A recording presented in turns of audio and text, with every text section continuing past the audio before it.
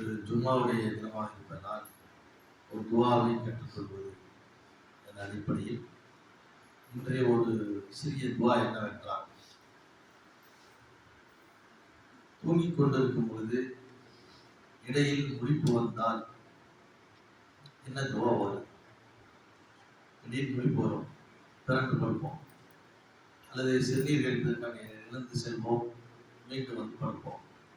அந்த மாதிரி தூக்கத்தில் இருந்து இடையில முழிப்பு வந்தால் ஒரு துவாவை அல்லாஹ்வுடைய தூதர் கற்றுத்தர்றாங்க. படுக்கும் போது ஒரு துவா, எழுந்திருக்கும் போது ஒரு துவா, இடையிலையும் அந்த அல்லாஹ்வுடைய திக்ர், அல்லாஹ்வுடைய ஞாபகம் இருக்க வேண்டும் என்பதற்காக வேண்டி ஒரு துவாவை என்ன செய்தார், கற்றுத்தருகிறார். இந்த துவாவை பல முறை நாம் இங்கே சொல்லியிருக்கிறோம். இது யாராருக்கு தெரியுமா இந்த துவா என்ன? தெரிஞ்சவங்க சொல்லுங்க. ஏற்கனவே இதை 2-3 தடவை நான் சொல்லியிருக்கேன். அமீர் பாஷா பார்க்கல, உங்களுக்கு தெரியுமா என்ன துவா? தூக்கத்திலிருந்து இடையில் விழிப்பு வந்தால்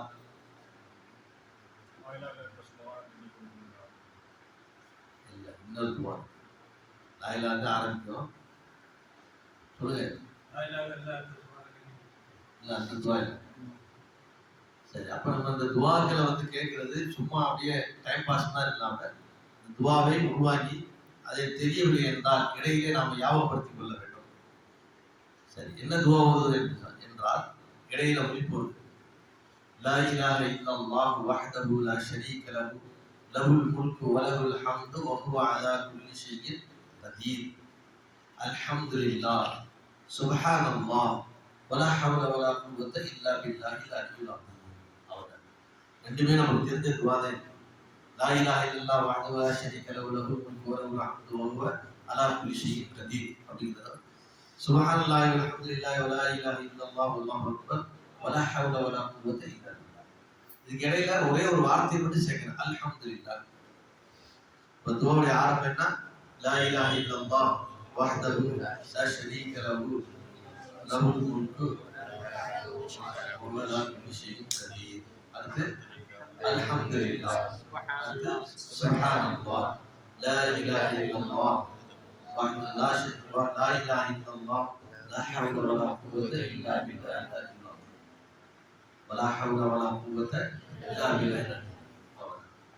திருப்பி ஒரு சொல்லுங்க. لا إله إلا الله وحده لا شريك له له الملك وله الحمد وهو على كل شيء قدير. الحمد لله سبحان الله ولا حول ولا قوة إلا بالله. சிறிய துவாவை நாம் என்ன செய்ய இடையில ஓதிக்கொண்டால் அந்த அல்லாஹ்வுடைய திக்ரோடு தூங்குறோம் அப்படிங்கிறது இது அல்லாஹ்வுடைய தூதர் நமக்கு என்ன செய்றாங்க, கற்றுத்தராங்க. இந்த துவா இன்ஷா அல்லாஹ் தெரிந்து கொள்வோம், கற்றுக்கொள்வோம், ஓதுவோம்.